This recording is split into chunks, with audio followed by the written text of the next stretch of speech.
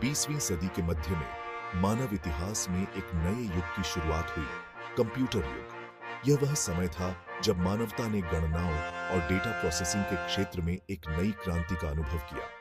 यह क्रांतिकारी परिवर्तन 1940 के दशक में शुरू हुआ, जिसे आज हम कंप्यूटर की पहली पीढ़ी के रूप में जानते हैं। इन कंप्यूटरों का आकार बहुत बड़ा था और इन्हें चलाने के लिए बहुत अधिक ऊर्जा की आवश्यकता होती थी। यह समय 1940 के दशक के मध्य से लेकर 1950 के दशक के अंत तक माना जाता है। इस दौरान कंप्यूटर तकनीक में कई महत्वपूर्ण प्रगति हुई, जिन्होंने भविष्य की पीढ़ियों के लिए मार्ग प्रशस्त किया। इस दौरान बहुत बड़े आकार और कम क्षमता वाले कंप्यूटर बने, जो आज के आधुनिक कंप्यूटरों से बिल्कुल अलग थे। इन कंप्यूटरों की प्रोसेसिंग क्षमता सीमित थी, लेकिन उन्होंने गणनाओं को स्वचालित करने में महत्वपूर्ण भूमिका निभाई। यह समय टेक्नोलॉजी और नए आविष्कारों का दौर था, जब वैज्ञानिक और इंजीनियर मिलकर ऐसी मशीनें बनाने की कोशिश कर रहे थे जो मुश्किल गणनाएं जल्दी से कर सकें। इन मशीनों ने गणितीय और वैज्ञानिक अनुसंधान में एक नई दिशा दी। इन कंप्यूटरों ने न केवल वैज्ञानिक खोजों को गति दी, बल्कि दूसरे विश्व युद्ध में भी महत्वपूर्ण भूमिका निभाई। युद्ध के दौरान इन कंप्यूटरों का उपयोग कोड ब्रेकिंग और अन्य रणनीतिक कार्यों के लिए किया गया, जिससे युद्ध के परिणामों पर गहरा प्रभाव पड़ा। पहली पीढ़ी के कंप्यूटरों ने कंप्यूटर साइंस के क्षेत्र में नींव रखी, जिस पर आगे चलकर आधुनिक कंप्यूटर बने। इन कंप्यूटरों ने डेटा प्रोसेसिंग और गणनाओं को स्वचालित करने की दिशा में एक महत्वपूर्ण कदम उठाया। इस समय के दौरान कंप्यूटर प्रोग्रामिंग का भी विकास हुआ। प्रारंभिक कंप्यूटर प्रोग्रामर, जिनमें कई महिलाएं भी शामिल थीं, ने इन मशीनों को चलाने के लिए आवश्यक कोड लिखे। यह एक नया और चुनौतीपूर्ण कार्य था, जिसने कंप्यूटर विज्ञान के क्षेत्र में महिलाओं की महत्वपूर्ण भूमिका को स्थापित किया। पहली पीढ़ी के कंप्यूटरों में वैक्यूम ट्यूब्स का उपयोग किया जाता था, जो बहुत अधिक ऊर्जा खपत करते थे और अक्सर खराब हो जाते थे। 1950 के दशक के अंत में ट्रांजिस्टर तकनीक का विकास हुआ, जिसने कंप्यूटरों को अधिक विश्वसनीय और ऊर्जा कुशल बना दिया। इन प्रारंभिक कंप्यूटरों का उपयोग केवल वैज्ञानिक अनुसंधान और सैन्य उद्देश्यों तक सीमित नहीं था। धीरे धीरे इन्हें व्यापार और उद्योग में भी अपनाया जाने लगा। बड़े बड़े कार्यालयों और कंपनियों ने इन कंप्यूटरों का उपयोग डेटा प्रोसेसिंग और अन्य प्रशासनिक कार्यों के लिए करना शुरू किया। पहली पीढ़ी के कंप्यूटरों की विरासत आज भी हमारे साथ है। उन्होंने आधुनिक कंप्यूटरों के विकास की नींव रखी और हमें यह सिखाया कि कैसे हम तकनीक का उपयोग करके जटिल समस्याओं का समाधान कर सकते हैं। आज के अत्याधुनिक कंप्यूटर उन्हीं प्रारंभिक आविष्कारों का परिणाम है, जिन्होंने हमारे जीवन को पूरी तरह से बदल दिया है। आज हम उन शुरुआती कंप्यूटरों के योगदान को याद करते हैं और उनके आविष्कारकों को सलाम करते हैं। उनके बिना आज की डिजिटल दुनिया की कल्पना करना असंभव होती। कंप्यूटर युग का यह प्रारंभ हमें यह सिखाता है कि कैसे नवाचार और दृढ़ संकल्प के माध्यम से हम असंभव को संभव बना सकते हैं। पहली पीढ़ी के कंप्यूटरों की सबसे बड़ी विशेषता थी उनमें वैक्यूम ट्यूबों का उपयोग।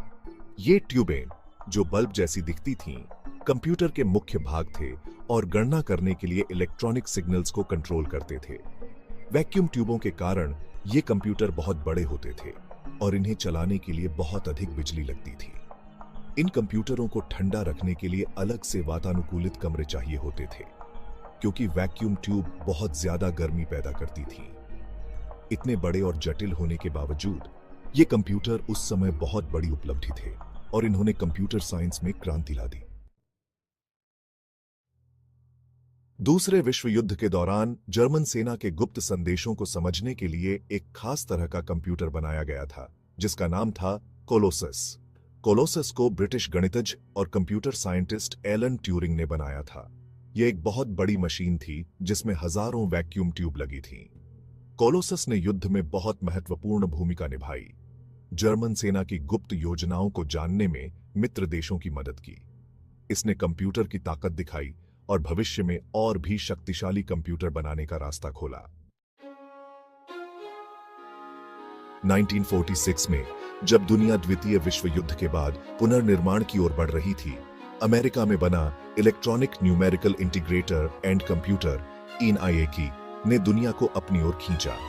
यह एक अद्वितीय आविष्कार था जिसने तकनीकी क्षेत्र में क्रांति ला दी। यह पहला जनरल पर्पस इलेक्ट्रॉनिक कंप्यूटर था जिसका उपयोग कई तरह की गणनाओं के लिए किया जा सकता था। इसकी बहुमुखी प्रतिभा ने इसे वैज्ञानिकों और इंजीनियरों के लिए एक अनिवार्य उपकरण बना दिया। ENIAC को जॉन मॉचली और जे प्रेस्परेकर जूनियर के नेतृत्व में पेंसिल्वेनिया यूनिवर्सिटी में बनाया गया था। इन दोनों वैज्ञानिकों ने अपने अद्वितीय दृष्टिकोण और अथक परिश्रम से इस परियोजना को साकार किया। ENIAC में लगभग 18,000 वैक्यूम ट्यूब, 70,000 प्रतिरोधक और 10,000 कैपेसिटर थे, जिससे इसका वजन 30 टन से ज्यादा था। यह एक विशाल मशीन थी जो अपने समय की तकनीकी सीमाओं को पार कर गई। यह एक बहुत बड़ी मशीन थी जो एक बड़े कमरे को भर सकती थी। इसकी विशालता और जटिलता ने इसे एक अद्वितीय तकनीकी चमत्कार बना दिया। ENIAC ने कठिन गणितीय समस्याओं को हल करने की क्षमता दिखाई और आधुनिक कंप्यूटर युग की नींव रखी। इसके द्वारा हल की गई समस्याओं ने विज्ञान और गणित के क्षेत्र में नए द्वार खोले। वैज्ञानिकों ने ENIAC का उपयोग विभिन्न अनुसंधानों में किया, जिससे नई खोजें और आविष्कार संभव हो सके। यह कंप्यूटर न केवल गणनाओं में तेज था, बल्कि इसकी सटीकता भी अद्वितीय थी। ENIAC ने भविष्य की तकनीकों के लिए मार्ग प्रशस्त किया। इसके आविष्कार ने कंप्यूटर विज्ञान के क्षेत्र में एक नई क्रांति की शुरुआत की, जिससे आज के आधुनिक कंप्यूटरों का विकास संभव हो सका।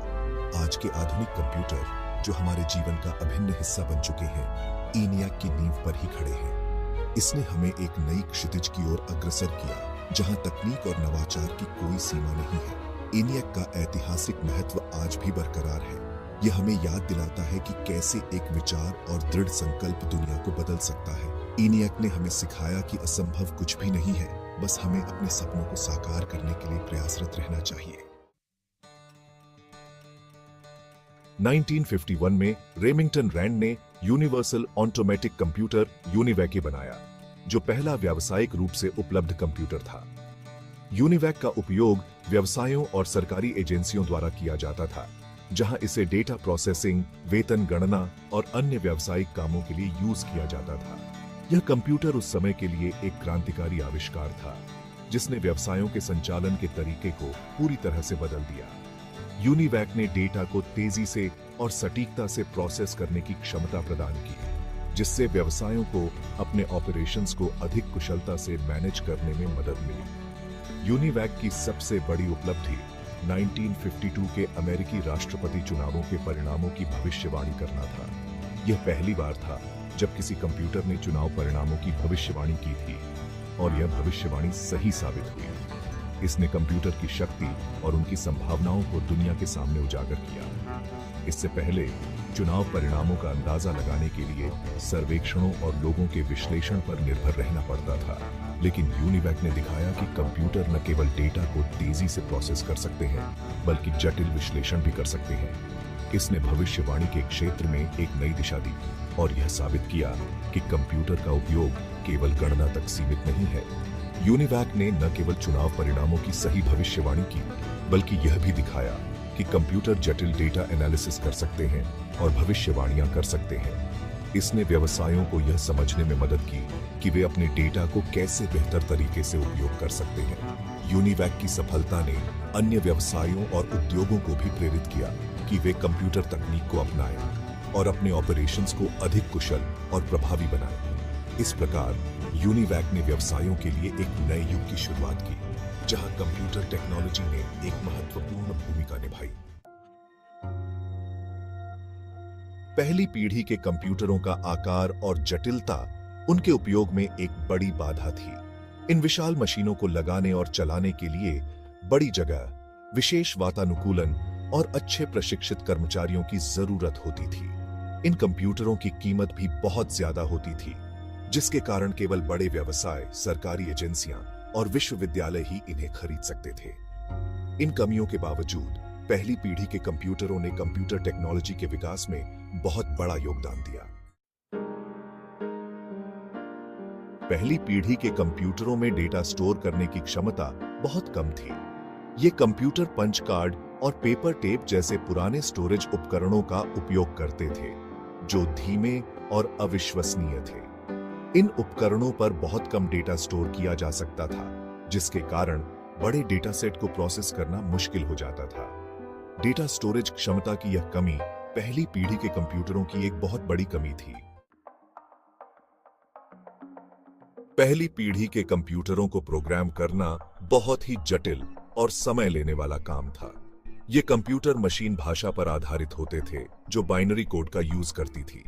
प्रोग्रामर को सीधे बाइनरी कोड में निर्देश लिखने पड़ते थे, जिससे प्रोग्रामिंग में गलतियां होने की संभावना बियाज जाती थी। इसके अलावा इन कंप्यूटरों में किसी भी प्रकार का ऑपरेटिंग सिस्टम नहीं था, इसलिए प्रोग्रामर को हर बार नया प्रोग्राम लिखना पड़ता था। प्रोग्रामिंग की यह कठिनाई पहली पीढ़ी के कंप्यूटरों की एक और बड़ी कमी थी। पहली पीढ़ी के कंप्यूटर अपने बड़े बड़े वैक्यूम ट्यूब और सीमित क्षमताओं के साथ कंप्यूटिंग क्रांति की शुरुआत थे। हालांकि दुनिया एक तकनीकी छलांग के कगार पर थी। 1956 और 1963 के बीच दूसरी पीढ़ी के कंप्यूटर का उदय हुआ, जिसे एक अभूतपूर्व आविष्कार ने परिभाषित किया, ट्रांजिस्टर। इस अवधि ने कंप्यूटिंग के इतिहास में एक महत्वपूर्ण मोड़ दिया, जिससे आज हम जिन शक्तिशाली मशीनों पर भरोसा करते हैं, उनकी नींव पड़ी। ट्रांजिस्टर के आने से कंप्यूटर के काम करने के तरीके में क्रांति आ गई। 1947 में बेल लेबोरेटरीज में विकसित ट्रांजिस्टर अपने पूर्ववर्ती वैक्यूम ट्यूब की तुलना में छोटा, तेज, अधिक विश्वसनीय और काफी कम बिजली की खपत वाला था। इस एकल आविष्कार ने कंप्यूटिंग के भविष्य को आकार देते हुए प्रगति का एक झरना ट्रिगर किया। यह निबंध दूसरी पीढ़ी के कंप्यूटरों के दिल में उतरता है। ट्रांजिस्टर के प्रभाव, इन मशीनों की परिभाषित विशेषताओं, नई प्रोग्रामिंग भाषाओं के उद्भव और उनके द्वारा छोड़ी गई विरासत की खोज करता है। ट्रांजिस्टर, एक छोटा सा सेमीकंडक्टर उपकरण, जल्दी ही कंप्यूटर के दिल के रूप में वैक्यूम ट्यूब को पीछे छोड़ दिया। यह छोटा उपकरण, जो आकार में एक सिक्के से भी छोटा हो सकता है, ने तकनीकी दुनिया में क्रांति ला दी। इस बदलाव ने इलेक्ट्रॉनिक्स के इतिहास में एक महत्वपूर्ण मोड़ दिया। ट्रांजिस्टर के आगमन ने न केवल कंप्यूटरों को बल्कि संपूर्ण इलेक्ट्रॉनिक्स उद्योग को एक नई दिशा दी। वैक्यूम ट्यूब, जबकि अपने समय में अभूतपूर्व थे, भारी थे, ज्यादा गर्म होने की संभावना थी और उन्हें काफी मात्रा में बिजली की आवश्यकता होती थी। इनकी बड़ी संरचना और उच्च ऊर्जा खपत ने उन्हें सीमित कर दिया। वे बेहद अविश्वसनीय भी थे, अक्सर जल जाते थे और उन्हें बदलने की आवश्यकता होती थी। इस वजह से वैक्यूम ट्यूब आधारित उपकरणों की विश्वसनीयता पर सवाल उठते थे। दूसरी ओर ट्रांजिस्टर लघुकरण का एक चमत्कार थे। इनकी छोटी संरचना ने उन्हें विभिन्न उपकरणों में आसानी से समाहित करने योग्य बना दिया। वे वैक्यूम ट्यूब के आकार के एक अंश थे, काफी कम बिजली की खपत करते थे और बहुत कम गर्मी उत्पन्न करते थे। इसने उन्हें ऊर्जा दक्षता के मामले में एक उत्कृष्ट विकल्प बना दिया। आकार और दक्षता में इस अंतर ने छोटे, अधिक शक्तिशाली कंप्यूटरों के विकास की अनुमति दी। ट्रांजिस्टर ने कंप्यूटरों को अधिक पोर्टेबल और उपयोगी बना दिया। इसके अलावा ट्रांजिस्टर वैक्यूम ट्यूब की तुलना में काफी अधिक विश्वसनीय थे। उनकी विश्वसनीयता ने उन्हें विभिन्न महत्वपूर्ण अनुप्रयोगों के लिए उपयुक्त बना दिया। उनके लंबे जीवन काल और बढ़े हुए स्थायित्व ने रखरखाव की आवश्यकताओं को कम कर दिया और कंप्यूटर की समग्र विश्वसनीयता में उल्लेखनीय सुधार किया। यह स्थायित्व लंबे समय तक चलने वाले उपकरणों के लिए महत्वपूर्ण था। अधिक जटिल और सक्षम मशीनों के विकास के लिए विश्वसनीयता में यह वृद्धि महत्वपूर्ण थी। ट्रांजिस्टर ने हमें उन मशीनों को बनाने की क्षमता दी जो पहले असंभव मानी जाती थी। ट्रांजिस्टर का प्रभाव कंप्यूटर से कहीं आगे तक फैला हुआ है, जिसने रेडियो, टेलीविजन और अंततः हमारे आधुनिक डिजिटल दुनिया को शक्ति प्रदान करने वाले एकीकृत सर्किट के विकास को प्रभावित किया। ट्रांजिस्टर की इस क्रांति ने हमें आज की डिजिटल दुनिया में प्रवेश करने का मार्ग प्रशस्त किया, जहां हर उपकरण में इसकी छाप देखी जा सकती है। ट्रांजिस्टर को अपनाने से कंप्यूटर के आकार में नाटकीय रूप से कमी आई है। ट्रांजिस्टर ने वैक्यूम ट्यूबों की जगह ली, जो पहले की पीढ़ी के कंप्यूटरों में इस्तेमाल होते थे। दूसरी पीढ़ी के कंप्यूटर अपने पहली पीढ़ी के समकक्षों की तुलना में काफी छोटे थे और इसने उन्हें अधिक व्यावहारिक और उपयोगी बना दिया। हालांकि वे अभी भी आधुनिक मानकों की तुलना में काफी बड़े थे, लेकिन यह एक महत्वपूर्ण प्रगति थी। उदाहरण के लिए IBM 1401 एक डेस्क के आकार का था, जो पिछली पीढ़ी के कमरे के आकार के ENIAC से बहुत दूर था। यह बदलाव कंप्यूटर के उपयोग में क्रांति लाने वाला था। आकार में इस कमी ने व्यवसायों और विश्वविद्यालयों के लिए कंप्यूटर को और अधिक सुलभ बना दिया। अब छोटे और मध्यम आकार के संगठन भी कंप्यूटर का उपयोग कर सकते थे। वे अब बड़ी शोध प्रयोगशालाओं और सरकारी सुविधाओं तक ही सीमित नहीं रहे। यह विस्तार कंप्यूटर के उपयोग को व्यापक बनाने में सहायक था। इस अभिगम्यता ने और अधिक नवाचार को बढ़ावा दिया, क्योंकि अधिक लोग इन मशीनों के साथ बातचीत कर सकते थे और उनके लिए विकास कर सकते थे। इससे कंप्यूटर विज्ञान के क्षेत्र में नए विचार और समाधान उत्पन्न हुए। अपने छोटे आकार के बावजूद दूसरी पीढ़ी के कंप्यूटर अपने पूर्ववर्तियों की तुलना में काफी तेज थे। यह गति वृद्धि कई नए अनुप्रयोगों को संभव बनाती थी। ट्रांजिस्टर वैक्यूम ट्यूब की तुलना में बहुत तेजी से अवस्थाओं को बदल सकते हैं, जिससे प्रोसेसिंग गति में नाटकीय वृद्धि हुई है। यह तकनीकी प्रगति कंप्यूटर की कार्यक्षमता को बढ़ाने में महत्वपूर्ण थी। गति में इस वृद्धि ने कंप्यूटरों को अधिक जटिल समस्याओं से निपटने और बड़े डेटा सेट को संभालने में सक्षम बनाया, जो पहले संभव नहीं था, जिससे वैज्ञानिक अनुसंधान, डेटा विश्लेषण और व्यावसायिक अनुप्रयोगों के लिए नई संभावनाएं खुल गईं। इसने कंप्यूटर के उपयोग को एक नए स्तर पर पहुंचा दिया। मेमोरी आकार लेती है RM और मैग्नेटिक ड्रम्स।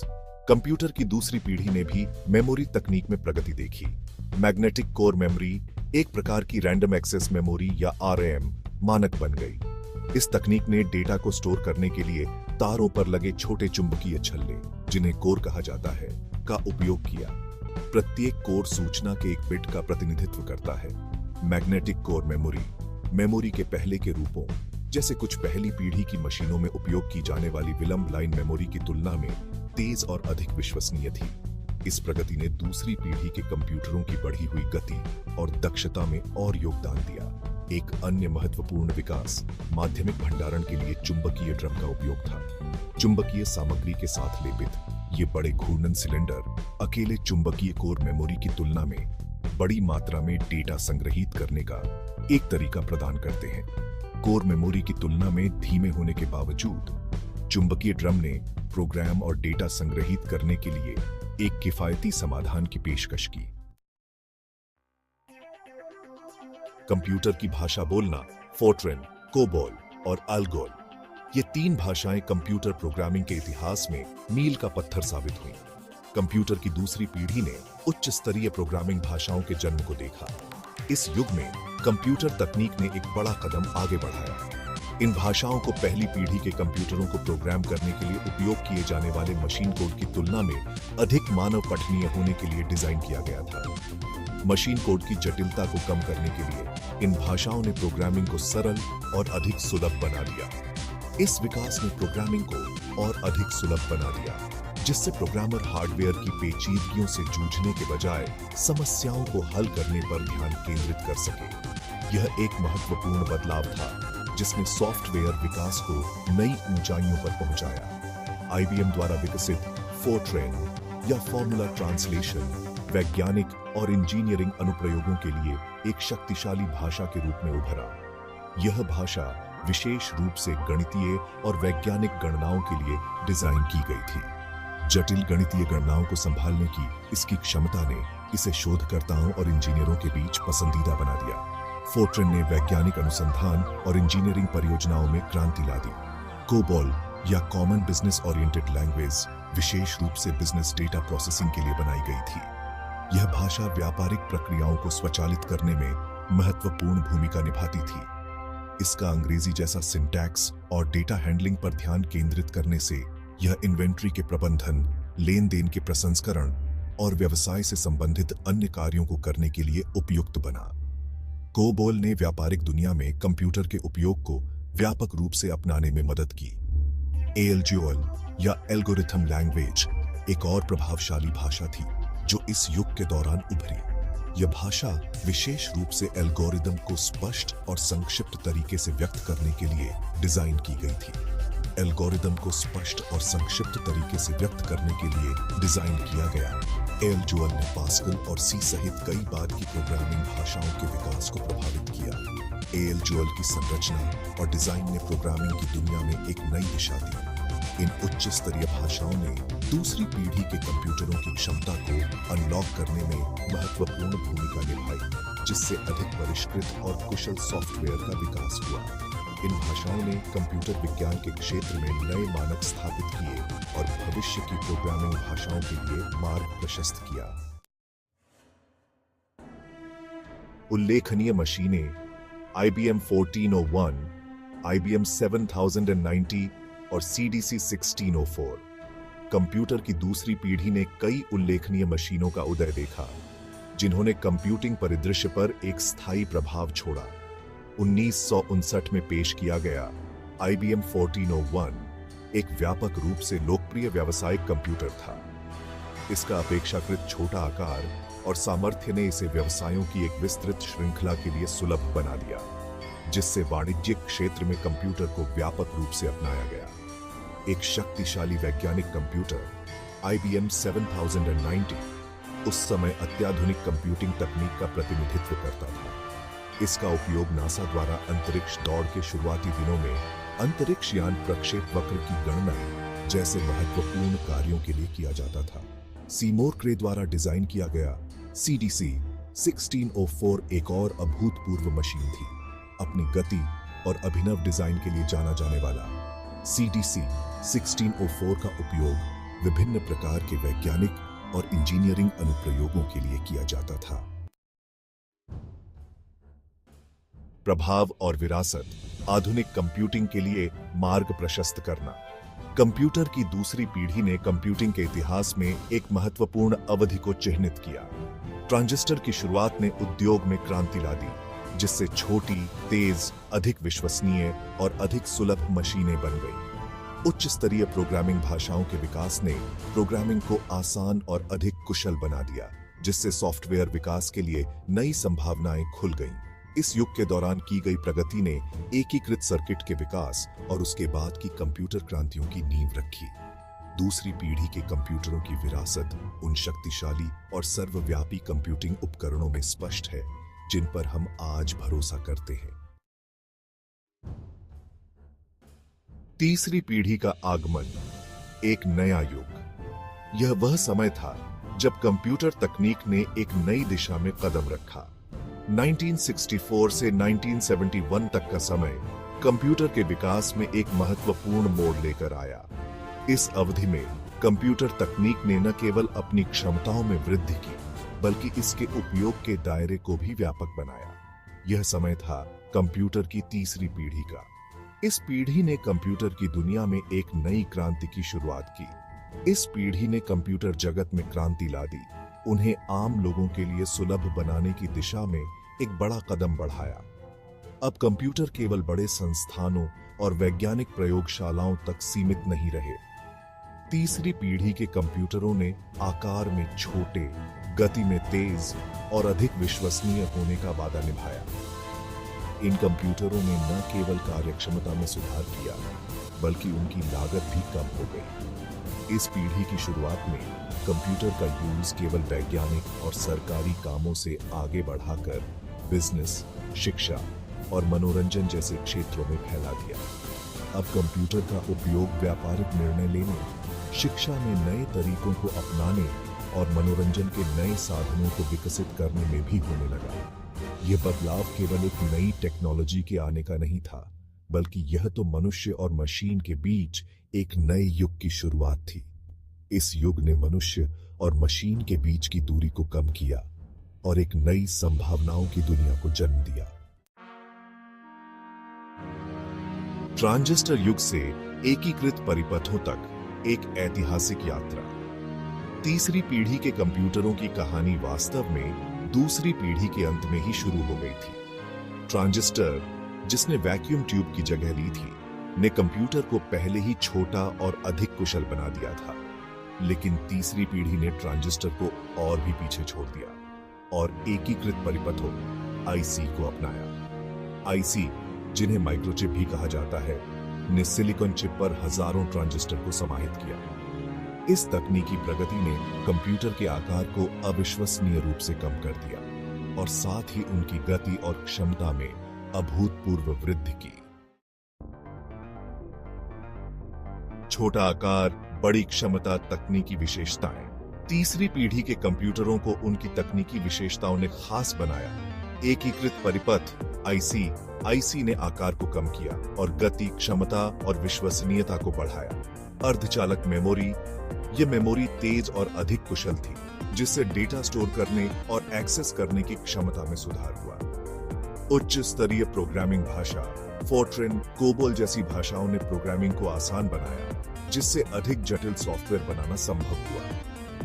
ऑपरेटिंग सिस्टम, यह सिस्टम कंप्यूटर संसाधनों के प्रबंधन और यूजर इंटरफेस को बेहतर बनाने में मददगार साबित हुए। आम आदमी के लिए कंप्यूटर उपयोग और लाभ। तीसरी पीढ़ी के कंप्यूटरों ने अपने छोटे आकार, कम कीमत और बेहतर यूजर इंटरफेस के कारण आम लोगों के जीवन में प्रवेश किया। व्यवसाय कंप्यूटर अब व्यावसायिक कार्यों जैसे इन्वेंटरी मैनेजमेंट, लेखा और पेरोल प्रोसेसिंग के लिए यूज किए जा रहे थे। शिक्षा, विश्वविद्यालयों और शोध संस्थानों में कंप्यूटर का यूज शिक्षण और अनुसंधान के लिए बढ़ रहा था। सरकार, सरकारी एजेंसियां डेटा प्रोसेसिंग, जनगणना और अन्य कार्यों के लिए कंप्यूटर का यूज करने लगी थी। मनोरंजन, सरल वीडियो गेम और कंप्यूटर ग्राफिक्स ने मनोरंजन के नए रास्ते खोले। अब हम पहली पीढ़ी और तीसरी पीढ़ी के कंप्यूटरों के बीच एक तुलना करेंगे। यह तुलना हमें यह समझने में मदद करेगी कि कंप्यूटर तकनीक ने कैसे प्रगति की है और इसके विभिन्न पहलुओं में क्या-क्या बदलाव आए हैं। पहली पीढ़ी की मुख्य तकनीक थी वैक्यूम ट्यूब, जो बहुत बड़ी और गर्मी उत्पन्न करने वाली होती थी। इसके विपरीत तीसरी पीढ़ी में एकीकृत परिपथ आईसी का उपयोग किया गया, जो आकार में छोटे और अधिक कुशल थे। आकार की बात करें तो पहली पीढ़ी के कंप्यूटर बहुत बड़े होते थे, जो पूरे कमरे को घेर लेते थे, जबकि तीसरी पीढ़ी के कंप्यूटर छोटे होते गए, जिससे उन्हें कार्यालयों और घरों में आसानी से रखा जा सकता था। गति में भी बड़ा अंतर था। पहली पीढ़ी के कंप्यूटर धीमे होते थे, जिनकी प्रोसेसिंग स्पीड बहुत कम थी, जबकि तीसरी पीढ़ी के कंप्यूटर तेज हो गए, जिससे डेटा प्रोसेसिंग और गणनाएं बहुत तेजी से होने लगी। लागत के मामले में पहली पीढ़ी के कंप्यूटर बहुत महंगे थे, जिन्हें केवल बड़े संस्थान ही खरीद सकते थे, जबकि तीसरी पीढ़ी के कंप्यूटर अपेक्षाकृत सस्ते थे, जिससे छोटे व्यवसाय और व्यक्तिगत उपयोगकर्ता भी इन्हें खरीद सकते थे। उपयोग की दृष्टि से पहली पीढ़ी के कंप्यूटर मुख्यतः वैज्ञानिक और सरकारी कामों में यूज होते थे। इनका उपयोग गणनाओं और डेटा प्रोसेसिंग के लिए किया जाता था, जो उस समय के लिए बहुत महत्वपूर्ण था। लेकिन तीसरी पीढ़ी के कंप्यूटर बिजनेस, शिक्षा, सरकार और मनोरंजन में भी यूज होने लगे। इनकी बहुमुखी प्रतिभा ने इन्हें विभिन्न क्षेत्रों में उपयोगी बना दिया, जिससे कंप्यूटर का उपयोग व्यापक हो गया। उदाहरण के तौर पर पहली पीढ़ी के कंप्यूटरों में ENIAC और UNIVAC शामिल थे, जो अपने समय के लिए बहुत उन्नत थे, जबकि तीसरी पीढ़ी के कंप्यूटरों में IBM सिस्टम 360 और PDP-8 शामिल थे, जो और भी अधिक शक्तिशाली और उपयोगी थे। इन कंप्यूटरों ने न केवल तकनीकी दृष्टि से, बल्कि सामाजिक और आर्थिक दृष्टि से भी महत्वपूर्ण बदलाव लाए। दूसरी पीढ़ी बनाम तीसरी पीढ़ी, आगे बढ़ते कदम। कंप्यूटर की दुनिया में हर पीढ़ी ने नई तकनीकों और नवाचारों के साथ एक महत्वपूर्ण छलांग लगाई है। विशेषता दूसरी पीढ़ी बनाम तीसरी पीढ़ी। दूसरी पीढ़ी के कंप्यूटरों ने ट्रांजिस्टर का उपयोग किया, जो पहले की वैक्यूम ट्यूबों की तुलना में अधिक विश्वसनीय और छोटे थे। मुख्य तकनीक दूसरी पीढ़ी में ट्रांजिस्टर, जबकि तीसरी पीढ़ी में एकीकृत परिपथ आईसी का उपयोग हुआ। आईसी ने कंप्यूटरों को और भी अधिक शक्तिशाली और कुशल बना दिया। आकार दूसरी पीढ़ी के कंप्यूटर बड़े होते थे, जबकि तीसरी पीढ़ी के कंप्यूटर छोटे थे। यह आकार में कमी ने उन्हें अधिक पोर्टेबल और उपयोग में आसान बना दिया। गति दूसरी पीढ़ी की गति मध्यम थी, जबकि तीसरी पीढ़ी की गति तेज थी। यह गति में वृद्धि ने डेटा प्रोसेसिंग को और भी अधिक प्रभावी बना दिया। विश्वसनीयता दूसरी पीढ़ी की विश्वसनीयता मध्यम थी, जबकि तीसरी पीढ़ी की विश्वसनीयता उच्च थी। यह उच्च विश्वसनीयता ने कंप्यूटरों को अधिक भरोसेमंद और टिकाऊ बना दिया। प्रोग्रामिंग दूसरी पीढ़ी में असेंबली भाषा का उपयोग होता था, जबकि तीसरी पीढ़ी में उच्च स्तरीय भाषाओं का उपयोग हुआ। उच्च स्तरीय भाषाओं ने प्रोग्रामिंग को सरल और अधिक सुलभ बना दिया। उदाहरण, दूसरी पीढ़ी के उदाहरण हैं IBM 1401 और IBM 7090, जबकि तीसरी पीढ़ी के उदाहरण हैं IBM सिस्टम 360 और PDP-11। इन कंप्यूटरों ने अपने समय में क्रांति ला दी और आधुनिक कंप्यूटिंग के लिए मार्ग प्रशस्त किया। IBM सिस्टम 360 एक क्रांतिकारी उदाहरण। IBM सिस्टम 360 तीसरी पीढ़ी के कंप्यूटर का एक प्रमुख उदाहरण था। यह पहला कंप्यूटर था जो सॉफ्टवेयर और हार्डवेयर के बीच संगतता प्रदान करता था, जिससे व्यवसायों को एक ही सॉफ्टवेयर का उपयोग करके विभिन्न आकार के कंप्यूटर चलाने की अनुमति मिली।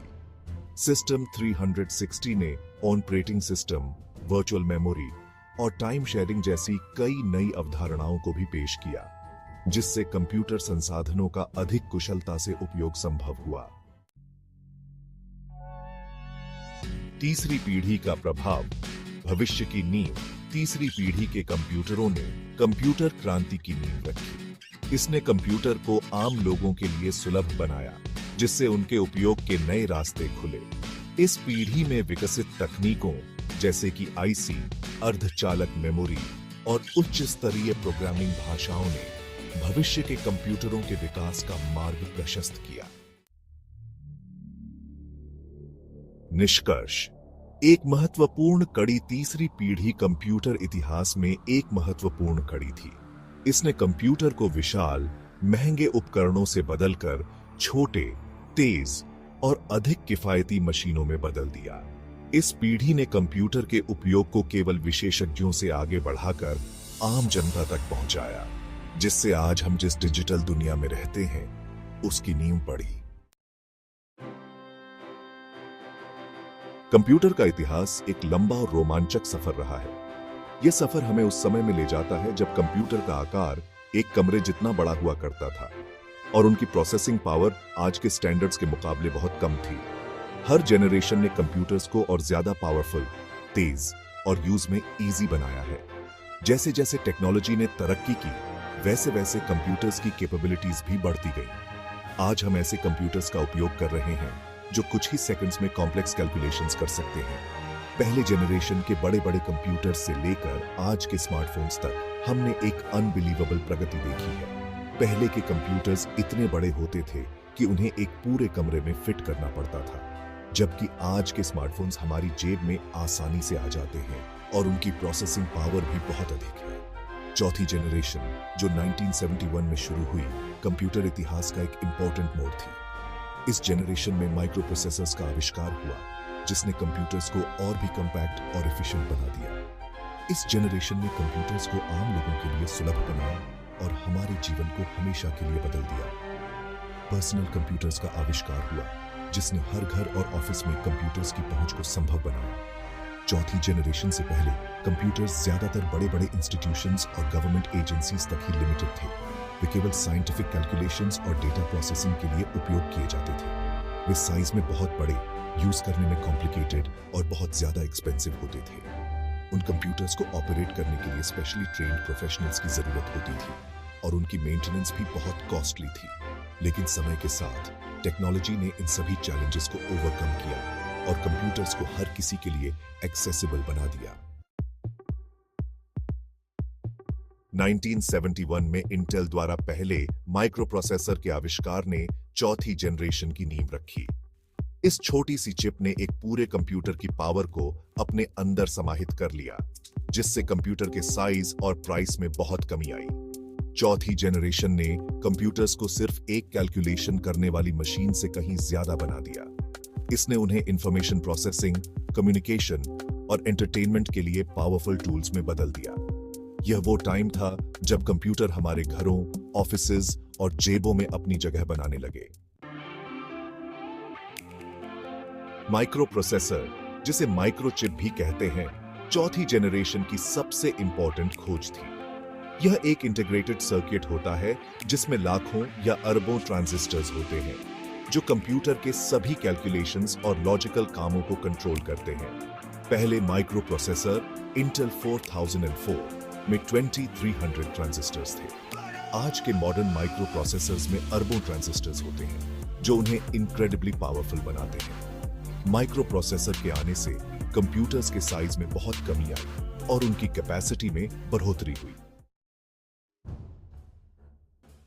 माइक्रो प्रोसेसर ने पर्सनल कंप्यूटर पीसी के विकास का रास्ता साफ किया। 1970 के दशक के बीच में पहले जेनरेशन के पीसीईज जैसे कि अल्टेयर 8800 और एप्पल II मार्केट में आए। ये पीसीईज पहले के कंप्यूटर से बहुत छोटे, सस्ते और यूज में इजी थे। वे आम लोगों के लिए डिजाइन किए गए थे, न कि सिर्फ साइंटिस्ट्स और इंजीनियर्स के लिए।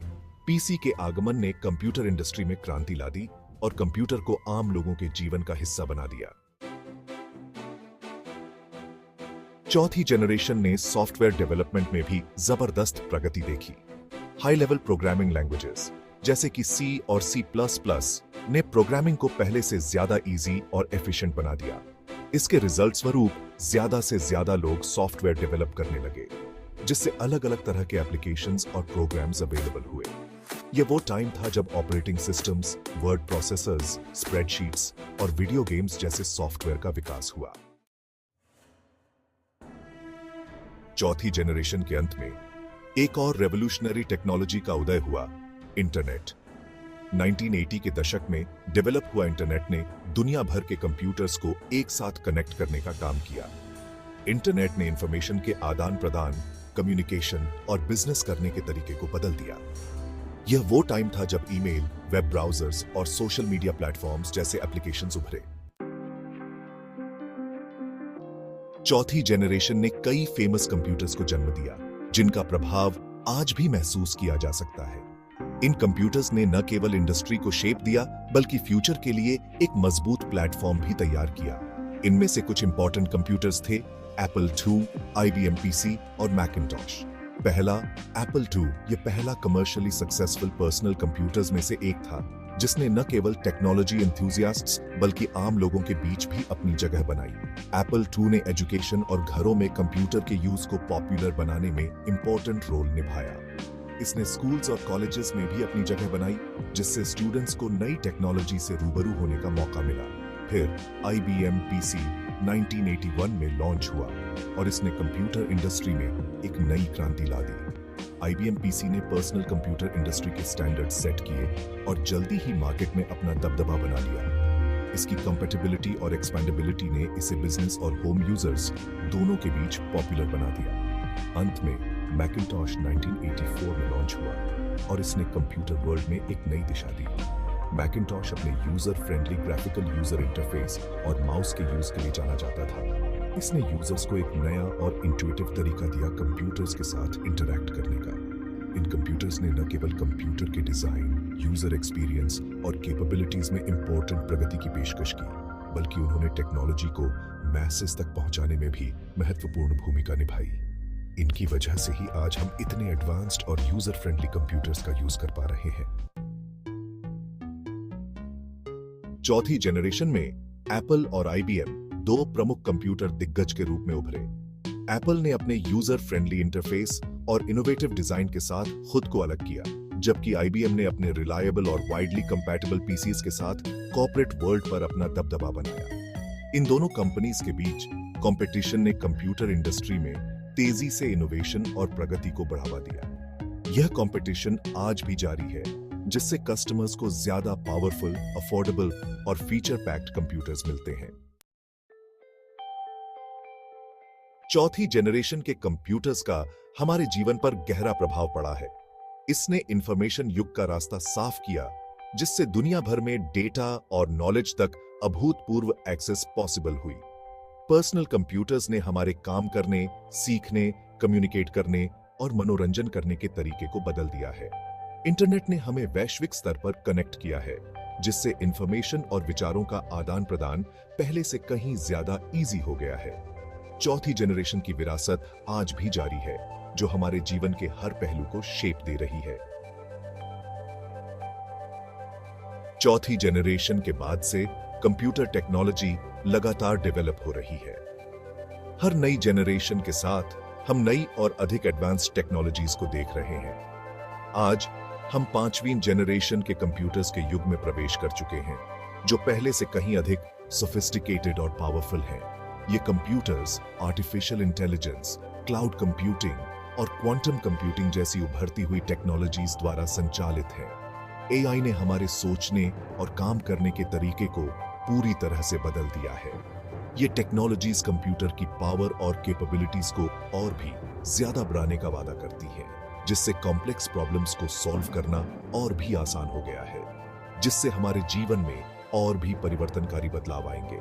हम देख रहे हैं कि कैसे टेक्नोलॉजी ने हमारे डेली टास्क्स को सिंप्लीफाई कर दिया है। जैसे जैसे हम फ्यूचर की ओर रेच रहे हैं, यह देखना इंटरेस्टिंग होगा कि आने वाले समय में और कौन कौन सी इनोवेशंस हमें देखने को मिलेंगी, कि कंप्यूटर टेक्नोलॉजी मानव क्षमता की सीमाओं को कैसे आगे बढ़ाती है और हमें नई ऊंचाइयों तक पहुंचाती है।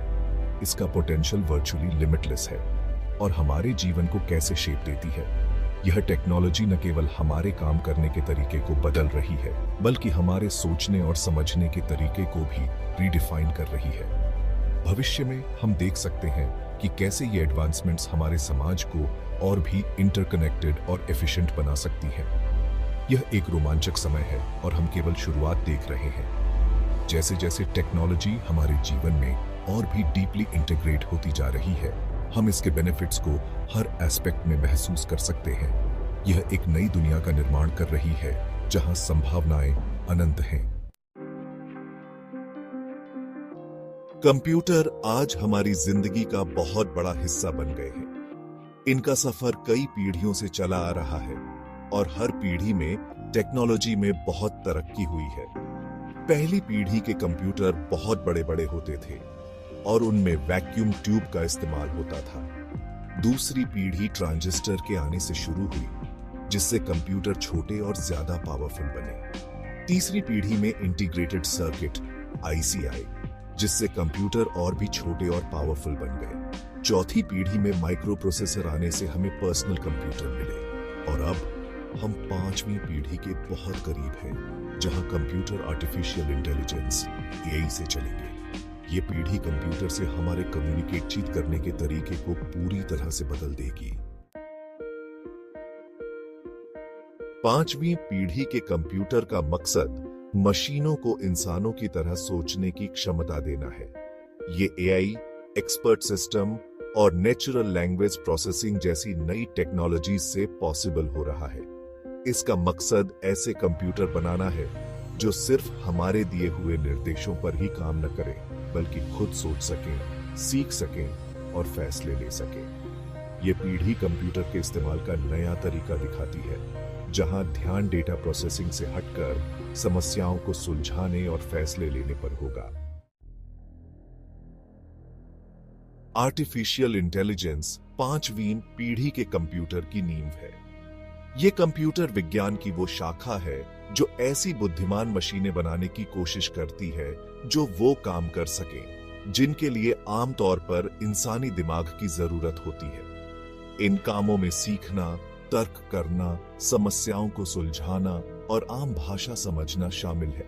मशीन लर्निंग, डीप लर्निंग और न्यूरल नेटवर्क जैसी एआई तकनीकें कंप्यूटर को बहुत सारा डेटा एनालाइज करने, उसमें छुपे पैटर्न को समझने और ऐसी भविष्यवाणियां करने में मदद करती हैं जो समय के साथ और सटीक होती जाती हैं। एक्सपर्ट सिस्टम एआई का एक उदाहरण है जो किसी खास क्षेत्र के विशेषज्ञ की तरह काम करने की कोशिश करता है। ये सिस्टम बहुत सारे डेटा और नियमों से बनाए जाते हैं जो किसी मानव विशेषज्ञ के फैसले लेने के तरीके को दर्शाते हैं। उदाहरण के लिए, एक मेडिकल डायग्नोसिस एक्सपर्ट सिस्टम में मरीज के लक्षण, मेडिकल हिस्ट्री और मेडिकल जानकारी के आधार पर बीमारियों की पहचान करने के लिए डॉक्टरों द्वारा उपयोग किए जाने वाले ज्ञान और अनुभव हो सकते हैं। इससे डॉक्टरों को बीमारी की सही पहचान करने और इलाज का प्लान बनाने में मदद मिल सकती है। पांचवी पीढ़ी के कंप्यूटर में कई खास कम्युनिकेटें होती हैं जो उन्हें पिछली पीढ़ियों से अलग बनाती हैं। उन्नत आर्टिफिशियल इंटेलिजेंस। इन कंप्यूटर में एआई की क्षमता इतनी ज्यादा होती है कि ये मुश्किल काम भी इंसानों की तरह आसानी से कर सकते हैं। Natural language processing. ये कंप्यूटर इंसानों की भाषा समझ सकते हैं, जिससे इंसानों के लिए कंप्यूटर से बात करना बहुत आसान हो जाता है। समानांतर प्रसंस्करण। ये कंप्यूटर एक साथ कई काम कर सकते हैं, जिससे उनकी गति और क्षमता बढ़ जाती है। विशाल भंडारण एफिशिएंसी।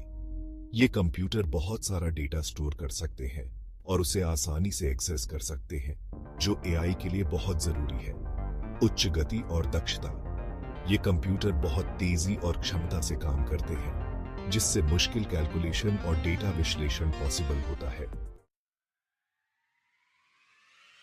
पांचवी पीढ़ी के कंप्यूटर पहले से ही अलग अलग क्षेत्रों में अपनी जगह बना रहे हैं और हमारी जिंदगी बदल रहे हैं। स्वास्थ्य सेवा।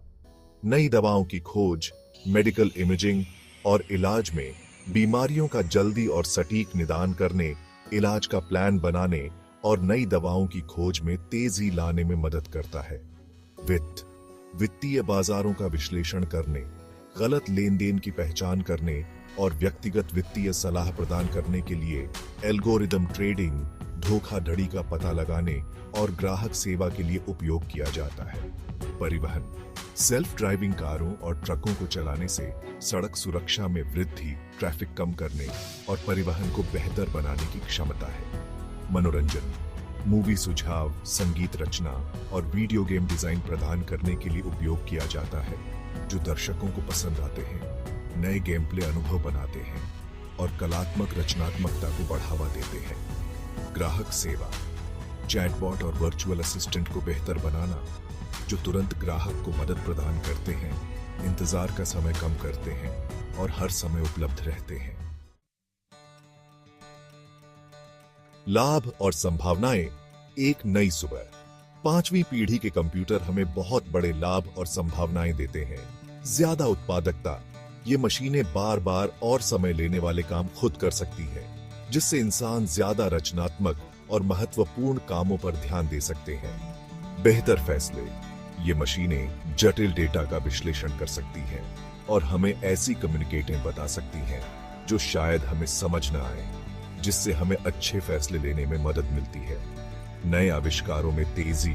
ये मशीनें अनुसंधान और विकास की प्रक्रिया को तेज कर सकती है, जिससे नए आविष्कार और प्रौद्योगिकियां सामने आ सकती हैं। बेहतर जीवन स्तर। ये मशीनें स्वास्थ्य सेवा, शिक्षा और परिवहन जैसे क्षेत्रों को बेहतर बनाकर हमारी जिंदगी को आसान बना सकती हैं। दुनिया की समस्याओं का समाधान। ये मशीनें जलवायु परिवर्तन, गरीबी और बीमारी जैसी दुनिया की बड़ी समस्याओं से निपटने में हमारी मदद कर सकती हैं।